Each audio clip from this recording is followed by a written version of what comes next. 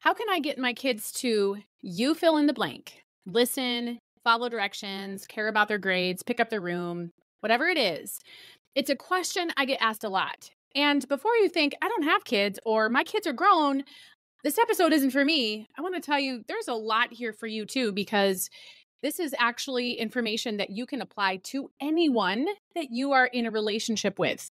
Which, unless you're walking along on planet Earth in complete isolation, you are in relationship with people in some way. So basically, this episode is for everyone.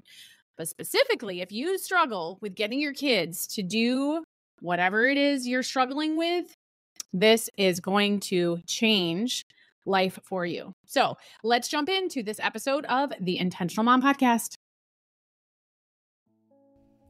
Well, hey there, I am Jennifer Roskamp, a certified life coach and homeschool mom of 9 who is passionate about helping women just like you embrace the here and now while also being focused on creating the life you actually want. In reality, it's not about thinking life will get so much better or so much easier when you fill in the blank. Let's work on creating a life you love now. So let's dive in and get started on redefining Supermom to be someone who is present, intentional, and content rather than perfect in our homes, in our lives, and in our own skin. Let's get started. This is the Intentional Mom Podcast.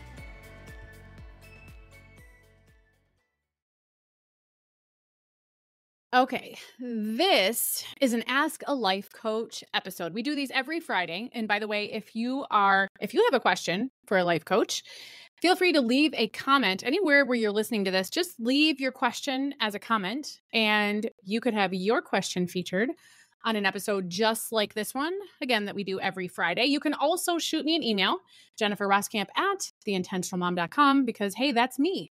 But this is a question that I get asked a lot. And so basically this question is, how can I get my kids to whatever, you fill in the blank? Listen, follow directions, pick up their room, take care of their chores, get better grades, study more, fight with their siblings less, whatever it is, right? You fill in the blank. It's a question that I do get a lot. And so we're going to unpack it, but there are more specific ways to deal with this question on a case-by-case basis that really takes each individual and each individual situation into account. But what is actually the most helpful is to understand these basic concepts that I'm going to share with you here today. They can be applied to any relationships, whether with your kids or anyone else. They can be applied in a coworker relationship. They can be applied in a neighbor relationship. They can be applied in a romantic relationship, in a strained sibling relationship, like these anywhere. If it is another human, these concepts are going to help you take control of the situation in the way that you can, which is basically taking control of what's between your ears. Okay, so we're going to be starting off with 5 truths. And if you have listened to any of my podcasts before, you have likely heard me share a truth or a mantra. And that is because both are so useful. A mantra becomes something you can tuck into your back pocket and haul out when you need to put some effort into something, when you're struggling to remember something, when you are really just struggling to find your own way, when you find yourself in the backseat. We talk a lot here about the difference between being in the backseat and being in the driver's seat. This is a concept I teach in great detail inside my coaching community. We talk about this all the time because most people don't even realize that essentially they're in the backseat of their daily life. They're just along for the ride. We are all kind of duped into believing that, well, whatever happens to us is the best it's going to get. This is just the way things are. And that is backseat riding. And I teach people, you know what, get into the driver's seat. You have a lot more say-so over a lot more things from there. And you have a lot more say-so over things than you probably believe is possible. In fact, there is always, and I don't speak in absolutes very often, there is always something that you can control in every single situation, in every single circumstance. And that, again, lies in what's between your ears, right? Your thoughts, your mindset, your interpretation, your reactions, your responses, how you choose to react and respond. That is something that you are always in control of. And so a truth then is a little bit more like a perspective giver. A lot of times we get ourselves all worked up because we do not have a correct nor a healthy perspective. And so truths help us do that. But again, even the truths help you take control over what's between your ears. They help you get from the back seat into the driver's seat.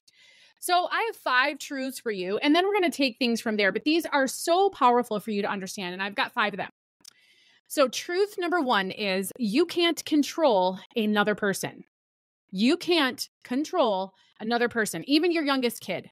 Think about it. If you've ever had a newborn in your house, you know that life revolves around the newborn. You might think you're the one controlling the situation. You might think newborn, full-grown adults, but the newborn is calling many, many, many of those shots. If you think about a toddler, let's say you're a mom to a toddler, and many of their decisions, many of, again, what their day looks like, down to the clothes they wear, the foods they eat, the activities they do and don't do, you can really have a say-so and really make a lot of those decisions for them, but you still can't control them. If you've ever tried to get a kid to go to sleep, you can do all kinds of things to invite that, but you cannot control when that toddler is going to go to sleep. And there are many other things about that toddler that you can't control, because it is a useful truth that even when it comes to any person on planet Earth, you can't control them, even though I think we're all duped into thinking that we can. And really, we expend a lot of our most precious resources, our time, our emotions, our reasoning. We expend, we all have a limited amount of those, but we waste all of this time and energy and those resources trying to control someone else because somehow we think that we can, but we can't. Now, you can manipulate another person to a certain extent, and there really is 2 definitions of manipulate. There's the unhealthy definition of manipulation, and that's not what I'm talking about here. I'm talking about more the healthy version of manipulate. Right? You can manipulate another person to a certain extent, right? Think about that toddler that you're trying to get to go to sleep. You can leave them with no better option but to go to sleep. But at the end of the day, all you can do is manipulate their circumstances, their surroundings. You still can't control that. But truth number 1 then is that you can't control another person. And it's very helpful to understand and realize that. Now, the cool thing about that is that when you really realize that, you realize I'm in the driver's seat. Really, when you're in the back seat, it's when you think that you can control another person and that's what you're trying to do, and you place the amount of joy you feel, you place the amount of happiness that you feel, you make whatever it is about yourself conditional upon the behavior of someone else. Well, what are you but in the back seat? And you don't have to be there. At the end of the day, might it be nice? Might you say something or think something like, well, if only my spouse would ... then I could, or then I would perhaps feel this certain way or be able to do this certain thing. But we're giving all control over to that spouse in that example. And when you realize that you can't control another person, as much as that could feel limiting, man, I hope that also feels freeing, because you are not dependent. What you think, what you feel, what you choose to do or not do, it doesn't have to be conditional upon anyone else. So that's truth number 1. Truth number 2, all humans make decisions based on the idea of what's in it for me. What's in it for me? We are truly selfish by nature, every single one of us.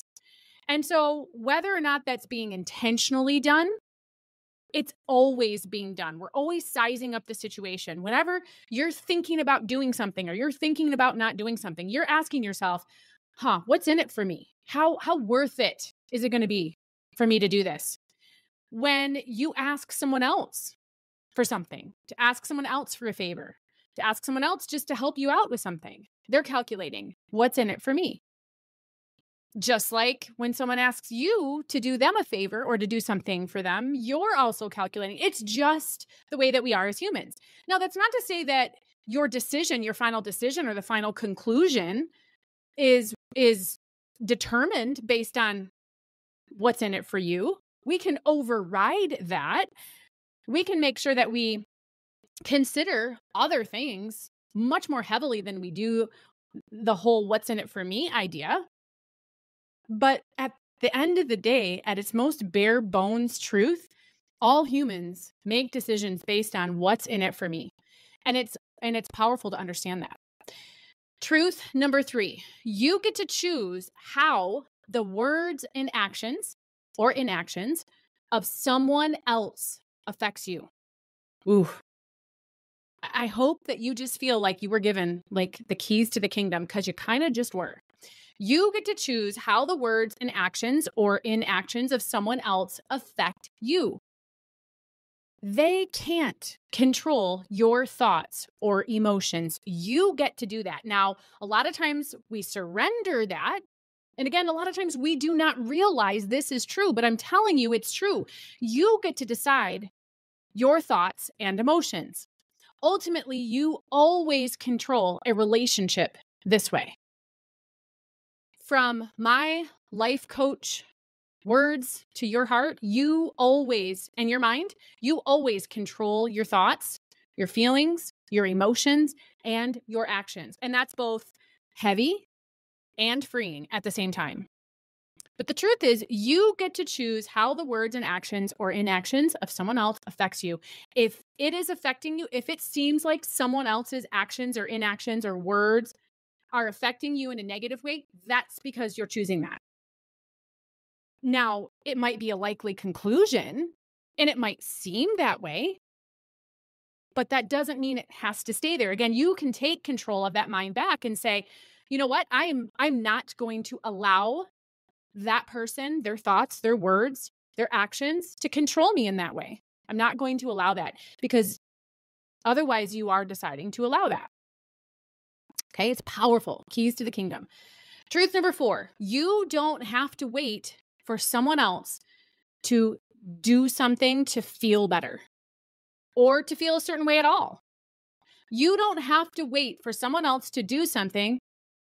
That spouse example, you don't have to wait for them to feel better or to feel whatever. If it's not better, whatever it is you're wanting to feel, whatever it is you're wanting to think or feel, you don't have to wait for someone else. It might be easier if that someone else did whatever. That could very well be true. I'm not here to say that your previous thoughts on the matter weren't true. But again, you can choose different thoughts that are also true, because you can decide to make them true.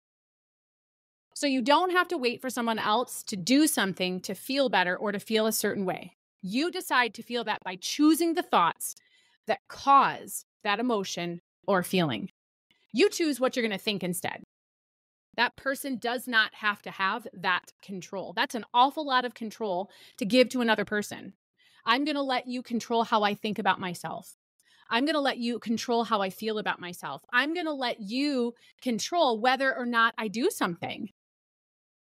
As a life coach, if I'm in a conversation with you and we're talking about this, and I would ask you that question, I might say, has that person earned to control how you spend your time today?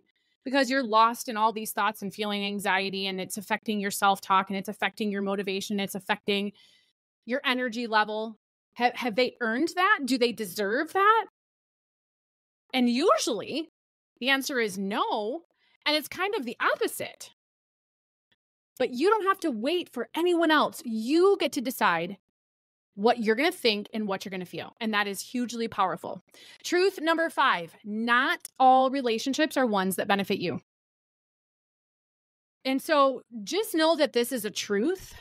And so try to limit your exposure to people that you're in a relationship with that don't benefit you. And it doesn't necessarily mean physical exposure. It could also mean internal exposure. Someone can earn how deeply they infiltrate you. It's kind of like, how far in are you going to let someone? And just because someone is in your life, it doesn't mean that they really have to get access to your inner thoughts or your inner feelings. You get to control the level of access. And we do that through boundaries, but that's a whole nother conversation. But number 5 says, not all relationships are ones that benefit you in general. So Again, just know that this exists. And so you're going to maybe start considering that, start remembering that from this point forward, and maybe changing the level of access that different people get to you, that internal access. So those are the 5 truths. So now let's talk about how to, quote, get your kids, quote, unquote, or anyone else to, again, whatever it is. Here's the steps you're going to take. Number 1, when you find yourself where you're trying to control someone else and you're frustrated and you feel like the things that someone else does and does not do, the things that they do and do not do, that is having some kind of control over you and affecting you, review these truths. Step number 1 is to review all 5 of these truths. And the reason is because before you can actively solve that problem, you've got to get in the right headspace. And those truths are going to help you get in the right headspace. So that's the first thing to do. The second thing to do is to understand that there is often, when we find ourselves in a situation where we are at odds with someone, again, in a situation where maybe we feel like we're butting heads and we feel like we're fighting for this control, know that a lot of times, many, many, many times at the root of this conflict or this kind of impasse is going to be a lack of understanding. Between you and this other person, there's just not understanding. The understanding is not making that connection. There's just there's a misunderstanding, sometimes we call that. There can also be miscommunication. And so that is yourself or someone else is not adequately and accurately communicating with the other person in such a way that that understanding can be happening. And sometimes miscommunication can happen by mislistening as well. So you can have miscommunication. You can either be the one miscommunicating or you could also be misinterpreting. And so communication is something to really lean into here as well. So know that one of those couple of things could be kind of at the root here. Those are just, again, when you find yourself here, let's start there. Let's start understanding that we need to get in the right headspace, and let's understand that there's probably a lack of something that is kind of underlying all of this. And so if we can fix that, well, then we change the situation.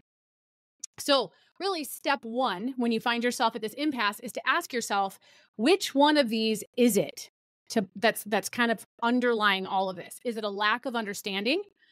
Is it miscommunication or misinterpretation? Ooh, one thing I forgot to mention is unmet expectations. That's another one. These really are the 3 keys that make any relationship complicated. It's that lack of understanding, miscommunication or interpretation, and unmet expectations. Unmet expectations, those are huge. Sorry, I forgot to mention that one. But step 1 then, when you find yourself at this impasse, is to say, which one of these is it? Which one of those 3 keys? Or is it a combo? It doesn't always have to be just one. So step 1 is for you to identify which of those 3. Is it a lack of understanding, miscommunication or interpretation, or is it unmet expectations? What are you really butting heads with here when it comes to this other person? When it comes to this fight for control, what is underlying here? That's step 1. And step 2 is to solve for that. When you understand, man, I'm going to say it again. I say it in every single episode, everything I teach. You have to understand the problem before you can apply the correct solution. And that 100% is glaringly true here because you have to understand which one of those keys it is first. You have to diagnose that. Because now I'm going to share with you some solutions for that diagnosis. So if you have the diagnosis of misunderstanding, well, you need to make sure that you understand. And one of the ways that we do that really, really is helpful is to repeat back, right? What I hear you saying, right? Is so if you are the one communicating and trying to get someone else to understand, ask them to repeat back to you what they think you're saying. Misunderstandings. That's how we have to uncover what both of us are thinking in order to be able to fix it. And again, you have to communicate. This communication plays a role here too, right? Kind of piggybacks off here. You have to be able to communicate as a parent, coming back to the original question, you have to be able to communicate in a way that is possible for your kid or the other person to understand. So it might not be that you're presenting things in the way that they make sense in your mind. Sometimes when we're in relationship and we're communicating with someone else, we have to explain it to them in a way that we know they understand. How will they understand? If you want someone to understand you have to solve for and speak to them and explain it in a way that they will understand. That's how to solve the misunderstanding or get unstuck from a misunderstanding. Of course, it's probably going to continue on from there. I don't mean to say it's this quick and easy. Oh, there, now we understand each other, right? The relationships are complex. People are complex. So it's not usually a real quick and easy thing here. But again, if you have been struggling with how can I get my kids to, you fill in the blank, if you've been having this power struggle, this control struggle, and really fighting for control at all, because maybe you've never really thought about the fact that, why am I fighting for control? Because it's futile anyway, because I can't control another person, right? But that's a little bit of help there on the misunderstanding front. So what about the communication front? Let's say that's the key that is playing a big role here. Well, one of the things we can do to help communication go a little bit better is to avoid assumptions. Avoid making assumptions. Man, we as humans love to do this. We are like so conditioned into just making assumptions, and so often we are wrong. So try to avoid making assumptions if you know that communication isn't going well. If you know there's this misunderstanding and that communication isn't happening effectively, try to make sure that nobody involved is making assumptions. Also, when you're the one actually communicating, don't assume, kind of an assumption here too, but don't think that anything is obvious. Because in reality, what's obvious to you is likely not obvious to someone else. We are all different. We don't want to leave the other person to fill in any of the gaps either. Again, sometimes we can think, well, like you didn't understand that? Like, again, what's obvious to you isn't obvious to someone else. And you want to try, as someone who is communicating, you want to try to get someone to understand, again, communicate in such a way that they are understanding your perspective. And when you are the one being communicated to, you have to do your best to understand their perspective is going to be different from yours. Their past is different from yours. The filters they bring to the situation they differ from yours. And so we always have a different perspective. In reality, they won't understand things from your perspective unless you tell them how to do it. And even then, it's limited. But when it comes to communication, trying to give and receive perception and perspective is so helpful when it comes to proper communication. Let's say the key that you know is to blame is unmet expectations. This is a big one. But in reality, if number one and number two don't exist, if there's not misunderstanding and if there's not communication problems, usually unmet expectations won't exist. So in reality, if you can solve for number one, I'm going to point you back. Really, the way to overcome unmet expectations is to go back and solve for number one and number two. It's to solve for misunderstanding and solve for communication problems. And then you make sure that you understand the truths as well, which the biggest one is you can't control another person. And for this reason, expectations might not be the best word. If you're thinking of what you have for someone else, maybe expectations isn't the right word. Because in my mind, expectations kind of make it seem like you are controlling or attempting to control that other person. Maybe this is what I would hope for is a better way to look at it. So that's all of step number 2. Is once you've diagnosed which of the 3 keys it is, you solve for those using some of the ways that I suggested, and there are others out there. But then step 3, when you're trying to communicate with someone and you're trying to, again, influence them, it's probably a better word than manipulate, you're trying to influence them in a certain way, how can you make it worth it to them? If we're always asking what's in it for me, well, we need to make sure they know what's in it for them. How can you make it worth it to them? How can you get them on board? This is so helpful with kids, especially. So that's step 3, is to really visit before you get into this control battle. how can you make it worth it to them? If you present it in such a way that they calculate, you know what, this is worth it, well, now all of a sudden the battle for control is gone. So that's step 3. Step 4 is to always give and present these things with respect and treat that person with respect. Everyone deserves respect, and everyone deserves respect whether or not they give it to you. That's a hard one to swallow, but it's true. Always give and present your conversations, your arguments, your requests, your hopes. Always do so in respect. And then step 5 is to look for intent and understanding. If someone seems to not be doing what you're asking them to do, it could be because you're not seeing and understanding their intent, and that you don't have an understanding of their efforts. Ask them.